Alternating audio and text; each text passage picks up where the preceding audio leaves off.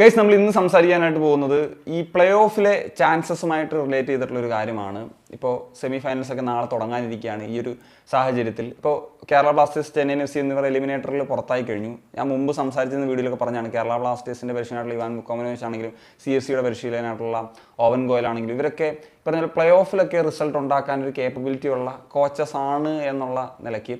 അപ്പോൾ ഞാൻ കഴിഞ്ഞ ദിവസം ഇപ്പോൾ മനോല മാർക്കസ് എന്ന് പറയുന്ന FC ഗോവയുടെ പരിശീലനം ഒരു കാര്യം പറഞ്ഞിട്ടുണ്ടായിരുന്നു. അതായത് പ്ലേ ഓഫ് സ്റ്റേജസിൽ ബ്യൂട്ടിഫുൾ ഫുട്ബോൾ കളിക്കുക എന്നുള്ളതൊരു ഡിഫിക്കൽട്ട് ആയിട്ടുള്ളൊരു കാര്യമാണ് എന്നുള്ളത്. ആക്ച്വലി ഈ ഒരു വിഷയം ഒന്ന് സംസാരിക്കണം തോന്നി, കാരണം ഞാനും ഈ ഒരു കാര്യത്തിൽ ശരിവെക്കുന്നു എന്നുള്ളതാണ്. അപ്പോൾ അതൊന്ന് കുറച്ച് ഡീറ്റെയിൽ ആയിട്ട് കുറച്ച് കാര്യങ്ങൾ സംസാരിക്കാൻ തോന്നി. ഇപ്പം ഇവാൻ മുക്കോമനോവിച്ചിൻ്റെ കാര്യമാണെങ്കിലും ഓവൻ ഗോയലിൻ്റെ കാര്യമൊക്കെ ആണെങ്കിലും എടുക്കുന്നൊരു സമയത്ത് നമ്മൾ പറഞ്ഞിരുന്നു അവർക്ക് ചാൻസസ് ഉണ്ട്. ഇപ്പം ഈ ഒരു മാച്ച് ഒന്നും നമുക്ക് പ്രെഡിക്റ്റ് ചെയ്യാൻ പറ്റില്ല എന്നുള്ളത്.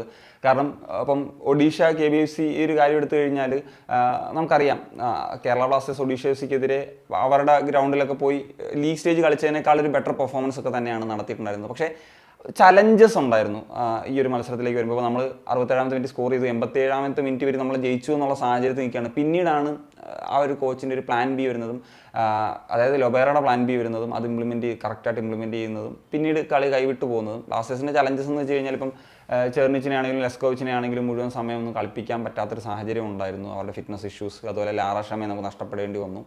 പിന്നെ ഈ പറഞ്ഞതുപോലെ നമുക്ക് ആ ഒരു ലീഡ് നിലനിർത്താൻ സാധിച്ചില്ല എന്നുള്ളതാണ്. പിന്നെ നമുക്ക് സ്കോറിങ് ഒരുപാട് ചാൻസസ് ഉണ്ട്, അതൊന്നും കൺവേർട്ട് ചെയ്യാൻ സാധിച്ചില്ല എന്നുള്ള ആ ചലഞ്ചസ്.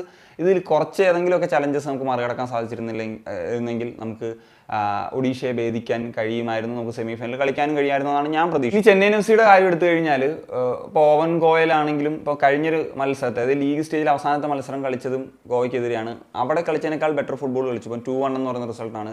സെക്കൻഡ് ഹാഫിലേക്ക് വരുമ്പോഴത്തേക്കും നല്ല ക്ലിയർ ചാൻസസ് ഉണ്ടായിരുന്നു, അതൊന്നും കൺവേർട്ട് ചെയ്യാൻ സാധിച്ചില്ല എന്നതാണ്. അതിനപ്പുറം ഞാൻ വിശ്വസിക്കുന്നത് ഈ പറഞ്ഞ മനോല മാർക്കസിന് ആ ഒരു റിയലൈസേഷൻ ഉണ്ട്, ഒരു ബ്യൂട്ടിഫുൾ ഫുട്ബോൾ അല്ല ലീഗ് സ്റ്റേജിൽ കളിക്കേണ്ടത്. അപ്പോൾ അദ്ദേഹം പറഞ്ഞാൽ കുറച്ചൊക്കെ റിസൾട്ട് ഓറിയൻറ്റഡ് ആയിട്ടുള്ള ഒരു കോച്ചാണ് എന്നുള്ളത്. സോ ആ ഒരു കാര്യമൊക്കെ പരിഗണിക്കുന്ന ഒരു സമയത്ത് ഇപ്പോൾ ഞാനൊരു ഹൈ ചാൻസസ് ഈ ഒരു പ്ലേ ഓഫിൽ കൊടുക്കുന്നത് ഹബാസ് തന്നെയാണ്. കാരണം ഹബാസ് ഈ പറഞ്ഞ പോലെ ഒരു ബ്യൂട്ടിഫുൾ ഫുട്ബോളിൻ്റെ ഒന്നും ആളല്ല, അതിൻ്റെ ഒരു അപ്പോസ്റ്റലനൊന്നും അല്ല. അദ്ദേഹം റിസൾട്ട് ഇത് ഡിമാൻഡ് ചെയ്യുന്ന ഒരാളാണ്.